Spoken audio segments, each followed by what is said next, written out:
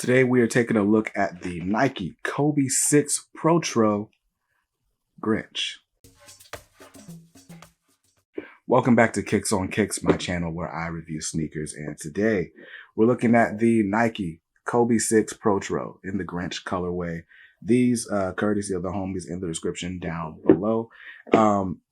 Honestly, bro, I've literally never had a Kobe sneaker. I remember that these came out when I was in college, that 2010, 11 or so. I remember these vividly because my best friend got a pair and wore them just like casually. And I was like, oh, those are the craziest, loudest sneakers. Those are so ugly. Why are you trying to wear these with jeans? What is happening? But people went crazy for this shoe when it first came out. And honestly, were they a retro back then? I don't remember. But anyway, these got the Protro treatment, meaning they're retro sneakers, but with updated technology. So they still play well, even today. So, you know, and ever since I started this channel, you guys have been asking me to procure an underground pair of Kobe's, and you're always asking me if they perform as well as their retail counterparts. And to which I say, I don't know, fam. I'm like 30 pounds too heavy to be trying to play basketball at all. So no idea, but I will tell you how this shoe feels, how it looks, and the differences that I can see cosmetically between this and the authentic retail sneaker. So let's go ahead and start this review with a look at the outsole.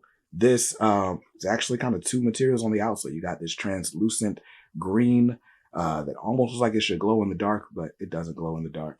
And then on the bottom, you got a standard rubber outsole with the pattern to mimic snakeskin. I will say, of all the Kobe's that I've seen, this is probably my favorite model, the 6. I feel like it embodies Kobe. Because I wasn't a fan of Kobe while he was playing, I never got the hype around Kobe sneakers. And also, I don't play basketball, so there's that. But I didn't become a fan of Kobe until after he retired and started giving all these speeches about the Mamba mentality. Then I was like, yo, you know what? That's a role model I can get behind for my kids. Anyway, cool stuff. So that's the outsole. Looking at the midsole, you got this sort of Phylon green midsole. Again, the Grinch. There's a whole lot of green going on here. Nike Zoom on the cushioning, although there's not Nike Zoom in this midsole, is my understanding, but there is Zoom technology in the forefoot, so there's that. And that's the midsole. Now let's take a look at the uppers. The uppers, of course, being the most identifiable feature on a Kobe sneaker, or this Kobe sneaker that is. And you can see that snakeskin pattern all over. Now, the upper of this shoe is actually like a sort of woven upper. I wouldn't call it a mesh, but it is woven. There's some fly wire in here that you can see. Like you can see the fly wire if you look up close, especially near the laces. But then this sort of, what gives it this sort of hard shell are these like polyurethane scales. And they just look really, really cool. Looking at your tongue, it's a mesh tongue, a lot of airflow. And you got these green laces that it comes with. You also get an extra set of red laces if, you know, you just want to be bold like that. I think I would stick with the green. But hey, who knows? Now, one thing that's pretty cool about this Kobe model to me is the insole. Let me loosen these up because these are definitely a tight shoe. I'm going to loosen this up so I can kind of show you what's inside here. So on the insole, you actually see the KB. That's what's there in red, Kobe Bryant's initials. And it says, I want a shoe that. And on this insole, it says most to my foot. But what's also cool about this midsole, or the insole, excuse me, is it like curves. It like your foot goes like inside the midsole and not just on top, or insole, excuse me, not just like on top of it. And I've tried this on, not this pair, I tried on another colorway that I'll review later, but it really does like mold to your foot. This shoe like makes me want to play basketball. Like I wish I played basketball just so I could play in these because they feel pretty cool. But anyway, that's the inside of the shoe. And oh, I didn't touch on the red Kobe logo on the tongue. I don't know what the Kobe logo means, but if you look at Kobe's face, this logo pattern literally reminds me of his cheekbones and jawline. Like, that's what it looks like to me. I don't know what the logo is supposed to be, but that's what it looks like. I can't unsee it. So anyway, let's take a look at the swoosh here and on the medial side. And of course, the back of the shoe, the heel, you got this heel counter, a little plasticky, and there's Kobe's signature right there. And that's that.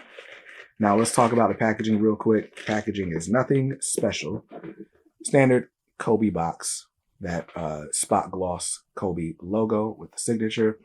And I got these Kobe 6 Protro, green apple, black volt, and crimson. Retail price on these was $180. I got these in a size 9 because I wear a size 9. When it comes to sizing, if you're wearing these casually, you might want to size up half a size. These are like super tight, which I'm sure is great if you play basketball.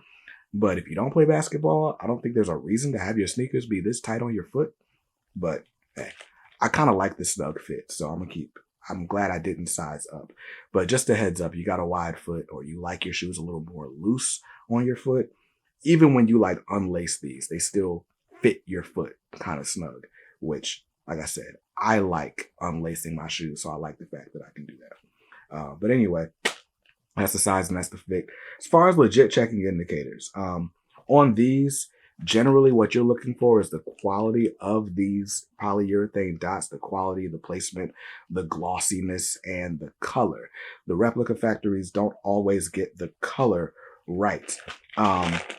These, I can't see a noticeable difference like without having a regular pair or retail pair side by side.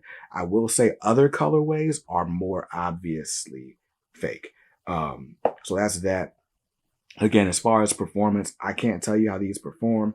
Generally, the differences between the replica and the retail sneakers is in the quality of the construction, not so much like whether or not they put certain stuff in the shoe. It's just how well did they put it all together? Is the glue strong? Is it weak? Whatever.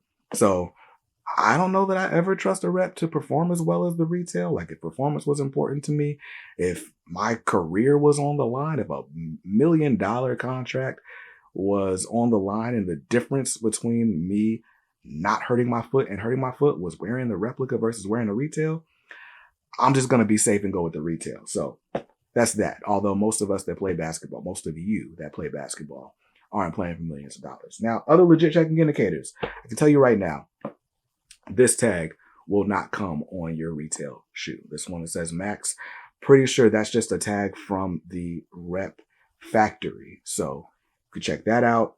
Other people will like to check style codes, production dates. Again, because I don't have anything to compare it to, that seems futile to me. Also, this tag, this is a tag that actually comes when you buy when you buy retail sneakers in China.